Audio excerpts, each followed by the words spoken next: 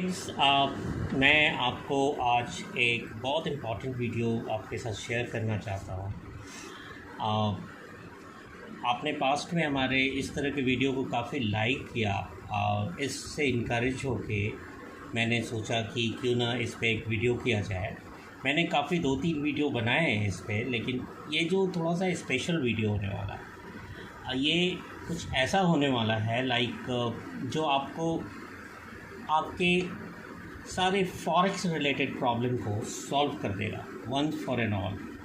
अगर आप एक ट्रैवलर हैं, अगर आप फ्रिक्वेंट ट्रैवलर हैं, आप हमेशा इंडिया से बाहर जाते हैं, अगर आप एक स्टूडेंट हैं जो आप पढ़ने के लिए जा रहे हैं, आप अपने मम्मी पापा से वो पैसा भिजवाने के लिए फॉरेक्स में ट्रांसफ़र करने के लिए कहते हैं, उनको बैंक जाना पड़ता है, फिर वहाँ से करेंसी चेंज करना पड़ता है और फिर वो आपके फॉरेक्स कार्ड में डिपॉज़िट करवाते हैं या फिर ऐड करते हैं ऑनलाइन जाके।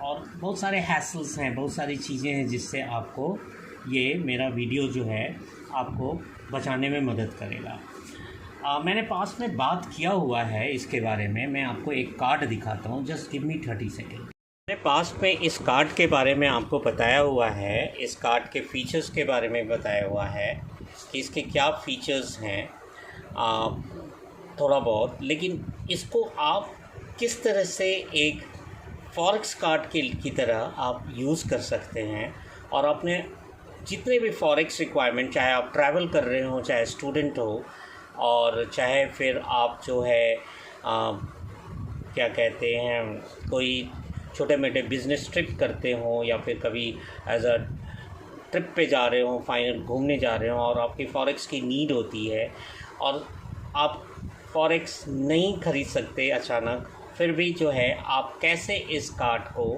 इस्तेमाल करके अपने फॉरेक्स नीड को पूरा कर सकते हैं, and that too without any extra charge, without any extra charge. अगर आपको इसके पूरे फीचर्स के बारे में जानना हो तो आप IDFC फर्स्ट बैंक के वाओ क्रेडिट कार्ड को गूगल करके देख लीजिएगा। मैं उसके डिटेल में जाके इस वीडियो को ज़्यादा लंबा नहीं करना चाहता। मैं वीडियो को बहुत short, crisp and to the point रखना चाहता हूँ। और मैं ये पर्पज़ ऑफ इस वीडियो को बनाने का ये है कि आपको ये दिखाना है कि कैसे आप विदाउट एनी मार्किंग फ़ी पे किए हुए, without any extra money shed किए हुए, विदाउट कितनी हैसल्स के, कैसे आप continuously throughout your time, throughout your period, as and when you need, जो है आप उसको पूरा कर सकते हैं। तो चलिए मैं आपको थोड़ा सा ट्रांजैक्शंस वगैरह मैं इसके बाद में दिखाऊंगा, थोड़ी सी बात कर लूँगा, उसके बाद मैं आपको जब एक्चुअल ट्रांजैक्शंस है उसके बिल्स भी दिखाऊंगा और मैं ये भी दिखाऊंगा आपको कि कैसे कोई भी किसी तरह का कोई एक्स्ट्रा फ़ी, एक्स्ट्रा चार्जेस मुझे नहीं देना पड़ा। और जो रेट उस दिन का था, जो भी फॉरेक्स का कन्वर्जन रेट था, बैंक का जो रेट होता है, जो कि काफ़ी कॉम्पिटिटिव था as compare to other things and all, other players in the market, तो काफ़ी कॉम्पिटिटिव था। आप कैसे अपना टोटल वरीज शिफ्ट कर सकते हैं सिर्फ इस एक वाओ क्रेडिट कार्ड के लिए। वाओ क्रेडिट कार्ड कैसे मिलता है, किस तरह से इसके फीचर्स हैं, इसके लिए आप मेरे दूसरे वीडियोस को भी देख सकते हैं। मैं थोड़ा सा इस वीडियो में भी इसका जिक्र कर दूंगा कि कैसे आपको लेना चाहिए इस वाई क्रेडिट को। लेकिन पहले मैं इसके आपको जिस पर्पज़ के लिए मैं वीडियो बता रहा हूँ उसके बारे में मैं बात कर रहा था कि कैसे इस वाओ क्रेडिट कार्ड को आप कैसे as a forex card use कर सकते हैं। सबसे पहले ये अब थोड़ा सा शॉर्ट में मैं बताऊंगा। वाओ क्रेडिट कार्ड उन लोगों को मिल सकता है, किसी को भी मिल सकता है, एक स्टूडेंट को भी मिल सकता है। इसके लिए सिर्फ एक शर्त ये होता है कि जितने अमाउंट की लिमिट आपको इस क्रेडिट कार्ड की चाहिए होती है, उस क्रेडिट कार्ड की लिमिट के लिए आपको उसके बराबर का एक FD जो है बैंक में लगाना होगा। चाहे आप 50,000, मैंने 50,000 का बनाया हुआ है लिमिट, तो मैंने 50,000 की FD करा रखी है।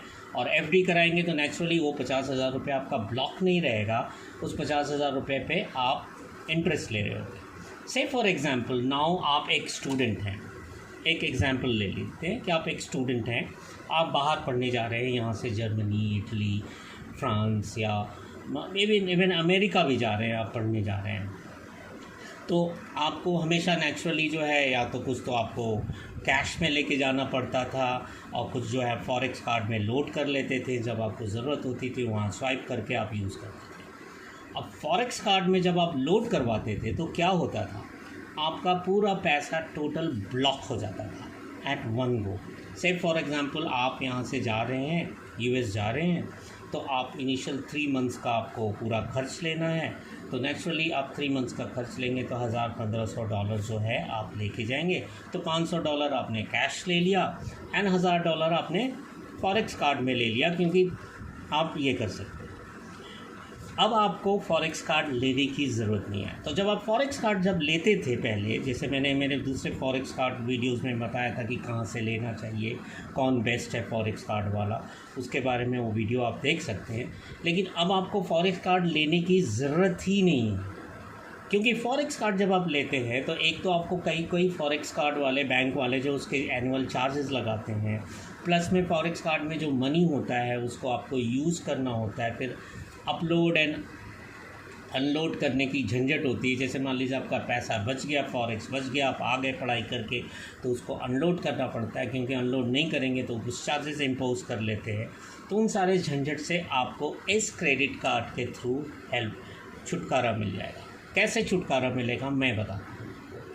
आपने एक एफडी 50,000 की कर ली। अब आप बोलेंगे मेरी तो 50,000 की लिमिट होगी, 50,000 में कितने डॉलर मिलेंगे मुझे? मुश्किल से 600 या $700 डिपेंडिंग ऑन द रेट है, $650 मिलेंगे। उतने में तो काम नहीं होगा, उसमें 3 महीना तो गुजरेगा नहीं, तो मुझे तो ज़्यादा चाहिए होगा। कोई चिंता की ज़रूरत नहीं है। आप इसी बैंक में एक अकाउंट खुलवा लीजिए, या किसी भी बैंक में आप अकाउंट है, उस बैंक अकाउंट को इस क्रेडिट कार्ड से लिंक कर दीजिए कि भाई जैसे ही आपने कोई ट्रांजैक्शन किया, कोई भी ट्रांजैक्शन किया, वो आपका उसे क्या कहते हैं, जाके वो उससे हो जाए, फिर से आपका लिमिट जो है रिन्यू हो जाए 50,000 का। से एग्जांपल आपका 50,000 का लिमिट है और आपने 30,000 के बराबर का कोई स्वाइप करके कोई चीज़ खरीदा, इसको कॉलेज के फ़ी पे किया, या कोई बुक्स खरीदे, या फिर कोई इम्पॉर्टेंट फंक्शन है, रूम रेंट आपने पे किया वहाँ पे, जो वहाँ पे जर्मनी में या जहाँ पे भी यूएस में आप रहते हैं, तो वहाँ पे आपने उसको फ्लैट का रेंट वगैरह पे किया इसको यूज़ करके, तो आप जो है उतना ही पैसा, चूँकि आपके बैंक अकाउंट या आपके डैड के अकाउंट से लिंक्ड रहेगा ये, तो वो अकाउंट इधर शिफ्ट हो जाएगा, तो आपकी लिमिट फिर से रिन्यू होकर 50,000 होगी। इट मीन्स आपका ये क्रेडिट कार्ड जो है हमेशा 50,000 रुपीज़ का लिमिट का बना के रखें। अगर आपको लगता है ये कि नहीं आप एक बार में 50,000 से ऊपर की ट्रांजैक्शंस कर सकते हैं, तो आप 1 लाख की एफडी बना लीजिए, जितने की भी आपको, बस यही है कि आपको उतने की एफडी बना के रखनी होगी। एंड बाय द वे आपका वो 1 लाख और 50,000 जो है टोटली ब्लॉक नहीं है, वो पैसा आपके एफडीज़ का है। सारे पेरेंट्स एफडीज़ वगैरह तो बना के रखते ही है अपने फ्यूचर्स के लिए, तो आप उस एफडी के बिहाफ पे आपको ये फॉरेक्स कार्ड मिलता है। अब ये क्रेडिट कार्ड मिलता है। ये क्रेडिट कार्ड की सबसे बड़ी फीचर्स ये है कि जैसे बाकी क्रेडिट कार्ड को अगर आप स्वाइप करते हैं किसी भी कंट्री के या फिर अपनी कंट्री के भी किसी भी कंपनी के किसी भी बैंक के आप क्रेडिट कार्ड को, तो उसमें एक चार्ज लगता है वो, राइट। इसके साथ कोई चार्जेस नहीं है, आपको ज़ीरो फ़ी देना है। यस, अगर आप इसके थ्रू कैश विड्रॉल करेंगे तो वन टाइम कोई एक नॉमिनल सा फ़ी है, तो वो नॉमिनल सा फ़ी आपको देना पड़ेगा। और शायद कैश विड्रॉल का एक नया रूल ये भी है कि आपको उसका इंटरेस्ट रेट ज़्यादा लगता है, तो आपको तुरंत उसे पे कर देना होगा। और तुरंत, चूँकि आप लिंक किए रहेंगे अपने अकाउंट से, तो आपके अकाउंट से डेबिट होकर तुरंत चला जाएगा। अगर आपने लिंक नहीं भी किया हुआ, मैंने तो लिंक नहीं किया हुआ, मैं क्या करता हूँ, जब भी मैं इस कार्ड से कोई ट्रांजैक्शन करता हूँ, मैं तुरंत देन एंड देयर अपने सेविंग अकाउंट से उससे ट्रांसफ़र करके अपनी इसकी मेंटेनेंस पूरी 50,000 की कर। तो आप 50,000 क्या, आप 25,000 की भी लिमिट ले सकते हैं, अगर आप देखते कि नहीं एक बार में आप 25,000 से ज़्यादा नहीं कर सकते यूज़, तो आप उसके हिसाब से भी कर सकते हैं। या फिर आप यूरोप जा रहे हैं तो आप 1,000 यूरो के बराबर का एक एफडी कर लीजिए, उस एफडी का आपको इंटरेस्ट मिलता रहेगा, आपको या आपके डैडी को जिसने भी किया हुआ है। ये इंटरेस्ट तो अलग से आप कमा ही रहे हैं। और उसके बाद उसको लिंक कर दीजिए अपने अकाउंट से, और उसके बाद जैसे जैसे आपने परचेज़ किया, जैसे जैसे आपने शॉपिंग की, जैसे जैसे आपने स्कूल कॉलेज के फ़ीस दिए, जो मनी डेबिट हुआ, उस मनी से जो है आपको आपने काम करा लिया और फॉरेक्स में विदाउट एनी एक्स्ट्रा चार्जेस। आपको कैश निकालने की ज़रूरत ही नहीं है। कैश की जो थोड़ी बहुत रिक्वायरमेंट होगी, जो आपको इमीडिएट यूज़ के लिए चाहिए होगी, वो आप कैश अलग से ले जा सकते हैं। तो isn't it, don't you think it's a good thing? और ये मैंने किया हुआ है। मैं अभी हाल फिलहाल में मैं श्रीलंका गया था। मैंने अभी आपको अपना ट्रांजैक्शंस दिखाता हूँ। मेरे कोई चार्जेस नहीं लगे, किसी तरह के कोई एक्स्ट्रा नहीं। उस डे का फ़ी लगा था, चार्ज लगा था, और इनफैक्ट उस समय जो श्रीलंका में जो मार्केट रेट था उससे कम रेट पे मुझे मिला विदाउट एनी एक्स्ट्रा चार्ज। मैंने जस्ट एज अ ट्राई के लिए, जस्ट एज अ चेक करने के लिए 2 छोटे से ट्रांजैक्शंस किए थे, जस्ट टू सी कि कोई एक्स्ट्रा चार्ज लगता है या नहीं। मैं आपको अभी अपना बिल दिखाता हूँ उस महीने का। उस बिल में रिफ्लेक्ट करेगा LKR में, और उस LKR का कितना आपको INR में हुआ था वो भी आपको मेरे उस स्टेटमेंट में दिख जाएगा। अभी मैं थोड़ी देर में आपको वो स्टेटमेंट दिखाता हूँ, तो जस्ट वॉच। देखिए फ्रेंड्स, मैंने कैसे इसके 2 ट्रांजैक्शंस किए हैं यहाँ पे। अब आप देखेंगे यहाँ पे 2 ट्रांजैक्शंस किए हैं। एक ड्रीम कैफ़े एला, ठीक है, यहाँ पे मैंने 4000 LKR 4000 LKR का किया है, और इसे मुझे INR में 1101 रुपी 80 पैसे पे करने पड़े। That is without any extra fee. अगर आप इसको कन्वर्ट करेंगे तो आप उस समय रेट था कि अगर हम 1000 रुपीज़ देते थे वहाँ पे, क्या कहते हैं, श्रीलंका में, तो हमें 3500 रुपीज़ मिलता था। तो अब आप देख लीजिए जो मार्केट का रेट था कि हर एक 1000 रुपीज़ पे हमें 3500 रुपीज़ मिलता था। अब आप देखिए यहाँ पे मैंने 1000 सेकेंड ट्रांजैक्शन किया है डेलिश फूड कैफ़े वेल्लावाया, ठीक है, यहाँ पे मैंने किया हुआ है। यहाँ पे मैंने LKR 3685, राइट, आप देख रहे होंगे आप। और इसका मेरा कितना डिडक्ट हुआ है डेबिट अपने क्रेडिट कार्ड पे 1014 रुपीज़ 2 पैसे। तो अब आप देख लीजिए 3500 के रेट से ज़्यादा ही मिल रहा है मुझे। आप कैलकुलेट करके खुद देख लीजिएगा, जो मार्केट रेट था उससे ज़्यादा ही मिल रहा है। ऑनलाइन भी जो रेट था उस समय उससे अच्छा ही रेट हमें यहाँ पे मिला है। LKR में LKR का रेट मतलब 1100 रुपये इंडियन रुपीज़ का मुझे 4000 जो है 4 रुपये LKR मिला था, जो कि अगर मैं वहाँ पे करता तो आप समझ सकते हैं कि 1000 का मुझे 3500 रुपये मिलता, और 100 रुपये का आपको 350 मिलता, 3350, और 1 रुपये का 35 पैसे, मतलब 1385 रुपये मुझे मिलते मार्केट रेट पे। 4004 LKR मुझे मिले हैं। 1001 रुपये के लिए मुझे 3385 रुपये मुझे मिलते, 3385 रुपये मिलते इस अमाउंट के लिए। 85 नहीं करके समझ लो 3600 रुपये 400 रुपये मिलते मुझे, करीब 3400 रुपये मुझे मिलते। लेकिन मेरा क्या हुआ है 1101 रुपये में आप मुझे कितने मुझे मिले 4001 रुपये में खर्च कर पाया। एंड इसके अलावा जो आपको जो पॉइंट्स मिलते हैं क्रेडिट कार्ड के, वो पॉइंट्स तो मिलते हैं, रिवॉर्ड पॉइंट्स, वो आपको रहता ही रहता है।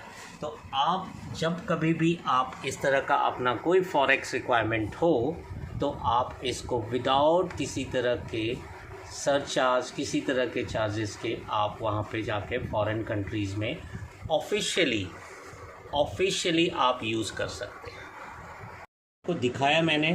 आपको दिखाया मैंने कैसे मैंने इस क्रेडिट कार्ड को स्वाइप करके वहाँ पे उस दिन का जो रेट था, वो जो ऑफिशियल रेट था उस ऑफिशियल रेट से ज़्यादा रेट, मतलब जो वहाँ पे जो मार्केट रेट था उससे ज़्यादा बढ़िया मुझे ऑफिशियल रेट मिला एंड कोई एक्स्ट्रा चार्ज मुझे नहीं पे करना पड़ा। इनफैक्ट उस ट्रांजैक्शन के लिए मुझे रिवॉर्ड पॉइंट भी मिला है जो बाद में मैं किसी तरह से यूज़ कर सकता हूँ। तो से फॉर एग्ज़ाम्पल अगर आप एक घूमने की ट्रिप करने जा रहे हैं, स्टूडेंट की ट्रिप पे जा रहे हैं, तो सालाना आप कितना खर्च करते होंगे?